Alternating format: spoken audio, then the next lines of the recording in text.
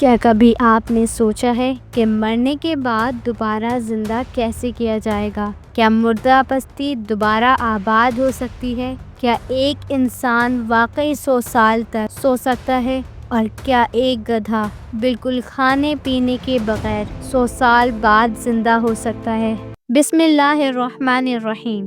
السلام علیکم ورحمۃ اللہ وبرکاتہ۔ میرا نام ہے ثانیہ محبوب اور آپ دیکھ رہے ہیں ثانیہ محبوب اسلامک ہسٹری، اور آج ہم بات کریں گے قرآن عظیم میں بیان کیے گئے ایک ایسے حیرت انگیز اور ایمان افزا واقعے کے بارے میں۔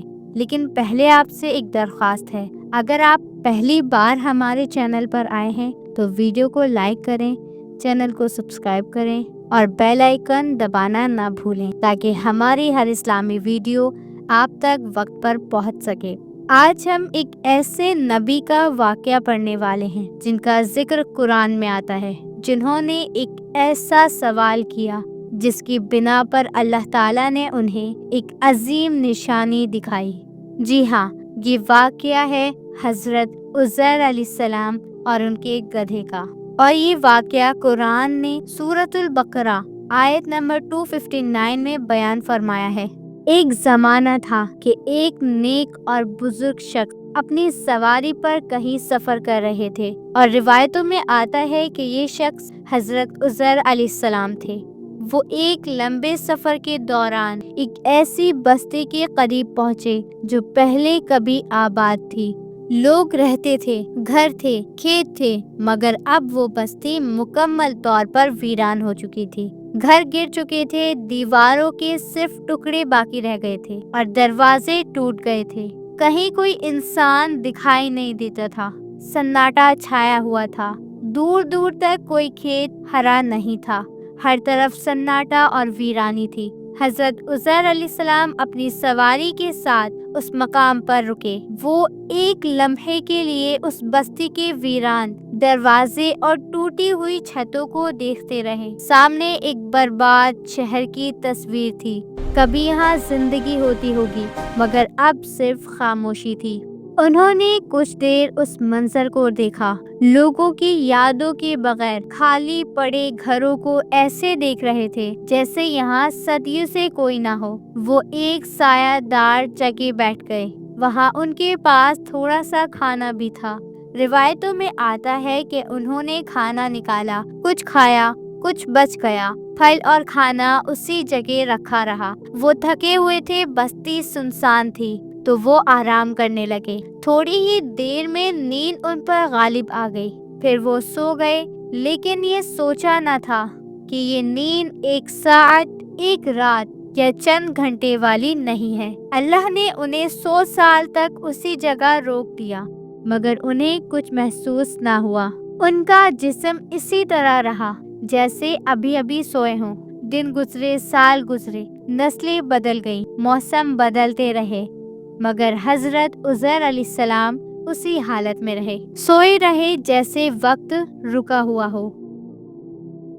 ادھر ان کے ساتھ جو گدھا تھا وہ وقت کے گزرنے کے ساتھ مٹی ہو گیا، بدن بوسیدہ ہو گیا، ہڈیاں بکھر گئیں اور گوشت کچھ نہ رہا، صرف مٹی اور ہڈیاں باقی رہ گئیں۔ 100 سال تک وہ بستی بھی بدلتی رہی۔ وقت نے پرانی ویرانی پر اور بھی نشان لگا دیے، گھروں کی باقی ماندہ دیواریں بھی گر گئیں، کچھ بھی باقی نہ رہا۔ 100 سال بعد اللہ تعالیٰ نے حضرت عزیر علیہ السلام کو دوبارہ زندہ کیا۔ جب وہ آنکھ کھولتے تو انہیں ایسا لگا جیسے ابھی ابھی سوئے ہوں، جیسے صرف تھوڑی دیر گزری ہو۔ انہوں نے اپنے ارد گرد دیکھا تو منظر ویسا ہی تھا، لیکن وقت گزر چکا تھا۔ کھانا جو انہوں نے رکھا تھا وہ اب بھی ویسا کا ویسا تھا، نہ سڑا تھا نہ خراب ہوا تھا، کوئی بو نہیں آئی تھی جیسے ابھی رکھا ہو۔ لیکن دوسری طرف ان کا گدھا مٹی اور ہڈیوں کی صورت میں پڑا تھا۔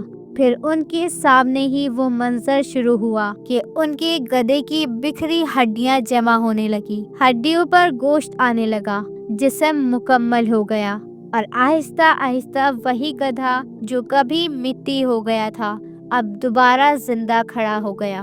حضرت عزیر علیہ السلام یہ سارا منظر اپنی آنکھوں سے دیکھ رہے تھے۔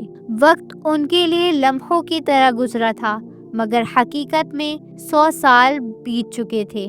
حضرت عزیر علیہ السلام اس ویران بستی میں بیٹھے سوچ ہی رہے تھے کہ آخرت میں زندہ کیسے کیا جائے گا۔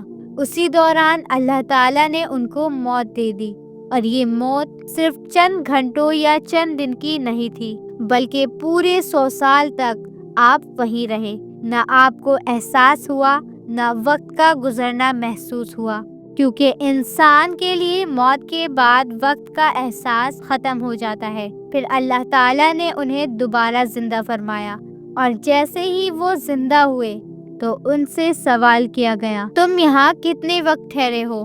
حضرت عزیر علیہ السلام نے اپنی ظاہری کیفیت کے مطابق جواب دیا، میں ایک دن یا ایک دن کا کچھ حصہ ٹھہرا ہوں گا، کیونکہ انہیں احساس ہی نہ ہوا تھا کہ پورے 100 سال گزر چکے ہیں۔ تب اللہ تعالیٰ کی طرف سے بتلایا گیا، بلکہ تم 100 سال رہ چکے ہو۔ یہ سن کر عزیر علیہ السلام حیران رہ گئے۔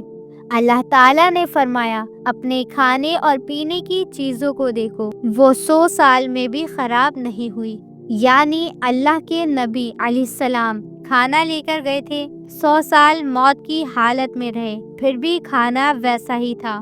یہ ایک ایسی نشانی تھی جس سے پتہ چلتا ہے کہ اللہ تعالیٰ جس چیز کو چاہے محفوظ رکھ دے، چاہے زمانہ کتنا ہی بدل جائے۔ پھر فرمایا گیا، اور اپنی گدھے کو دیکھو، گدھے کا جسم تو گل کر بکھر چکا تھا، ایک ڈھانچے کی طرح، اور عزیر علیہ السلام کی آنکھوں کے سامنے اللہ تعالیٰ نے اس کا جسم ہڈیوں سے بنا کر دوبارہ جوڑنا شروع کیا۔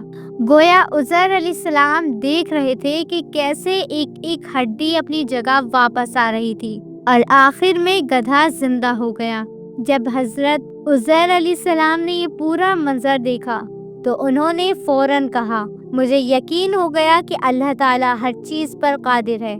یعنی جس خدا کے لیے مردہ جانور دوبارہ زندہ کرنا ممکن ہے، وہ انسان کو قیامت کے دن واپس کیوں نہیں اٹھا سکتا؟ مفسرین بیان کرتے ہیں کہ جب 100 سال بعد عزیر علیہ السلام بستی میں گئے تو وہاں پہلے والی بستی نہیں رہی تھی، لوگ بدل گئے تھے، نسلیں بدل گئی تھیں، اور کسی کو بھی پچھلے زمانے کی کوئی پہچان نہ رہی۔